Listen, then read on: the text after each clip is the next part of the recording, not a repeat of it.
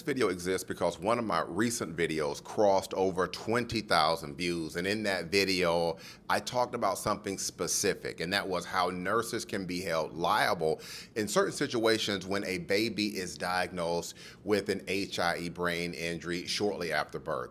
And after that video took off, I started getting a flood of questions, some from nurses asking about liability, but many more of the questions came from mothers and families that were asking something more basic. And what that was is, what is HIE in babies? That question showed up so often that it actually started appearing in the search analytics that was tied to some of my content.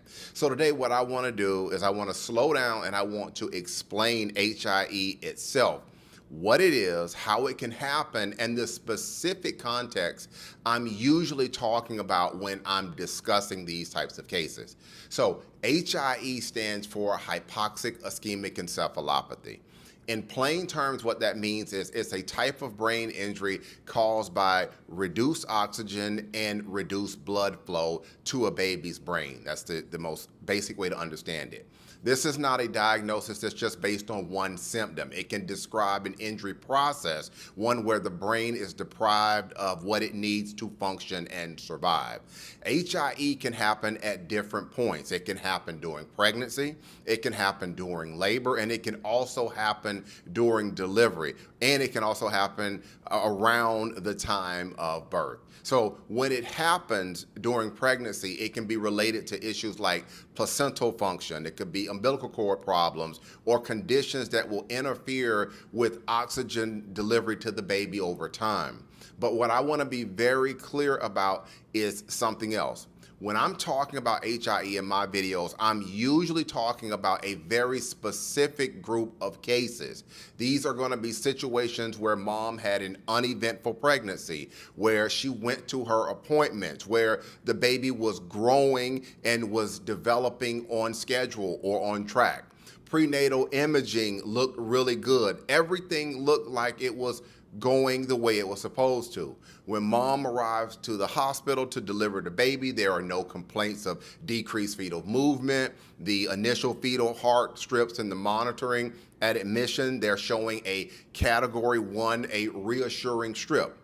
Nothing, at least at that point, is going to be suggesting that the baby was already injured. Then you can have labor that then unfolds. And in the cases that we move forward with, what usually happens and what we usually see is not one isolated problem, but a series of failures. We see communication breaking down during labor. We see concerns that are not escalated. We see warnings that are not acted on. We see Pitocin being used or continued while the fetal heart tracing is a category 2 and it's getting worse. We see a failure to properly monitor how the baby is tolerating contractions. We see excessive uterine activity that is not recognized or not treated appropriately. We see contractions that are stacking on top of each other, limiting the baby's ability to recover in between these contractions. We see category 2 strips that continue to deteriorate and eventually move into category 3 in some instances.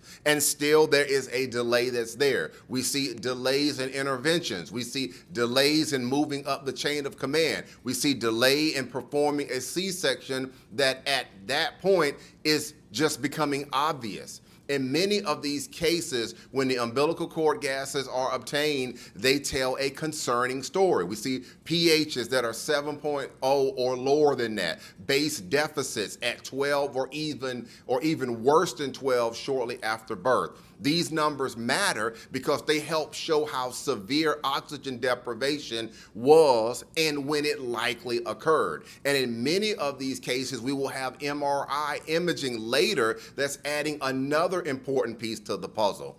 Brain MRIs can show patterns that can help doctors understand how and when the injury likely occurred. Some babies will show what's called a partial prolonged pattern on their imaging. And these are often associated with a gradual or worsening loss of oxygen over a period of time. You can have other babies show what's called an acute profound pattern. And these are more consistent with a severe and a sudden and severe interruption of blood flow. And you can have with some babies, they can show a mixed pattern, findings that suggest you have elements of both a prolonged stress event and an acute event. These patterns often they will line up with what we can see on the labor record and the tracing that has deteriorated over time, delayed interventions, and prolonged stress on the baby before birth. These MRI findings do not stand alone, but when you can combine them with the fetal monitoring, with the cord gases, and the clinical picture, this can be extremely telling in these cases. Now, when we move to afterbirth, families then begin to start noticing other signs that something is wrong, and they can usually see this immediately. The baby needs to be resuscitated. The baby needs to be placed on oxygen or assisted with ventilation right away. The baby's color may be abnormal, could be pale, it could be blue, it could be gray. And in some cases, the baby will begin to have seizures shortly after birth. These can be red flags that raise concern for the baby's brain. And often these babies will be handed off or they'll be transferred to the NICU and they may undergo therapeutic hypothermia, also known as cooling. That treatment has a narrow window of time in which it has to be used in usually moderate to severe HIE cases, which attempt to limit further brain damage for the baby. But it's important that you have to understand that that cooling is not going to erase the injury. HIE can be a devastating brain injury, especially when it falls into the severe category. At the same time, though, babies are extremely resilient, and not every baby with HIE will have the same outcome. This is a fact-specific injury, and with the severity and the timing, all of this matters. And some babies will do better than expected, but some will also face lifelong challenges. And this is why understanding what HIE is, how it can happen, and what occurred during labor and delivery is extremely important when we are assessing things like this.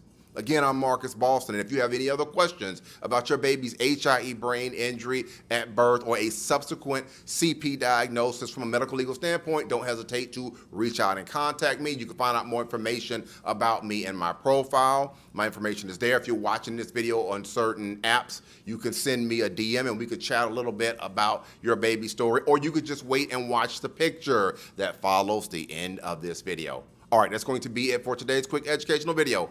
Have a great day, everybody.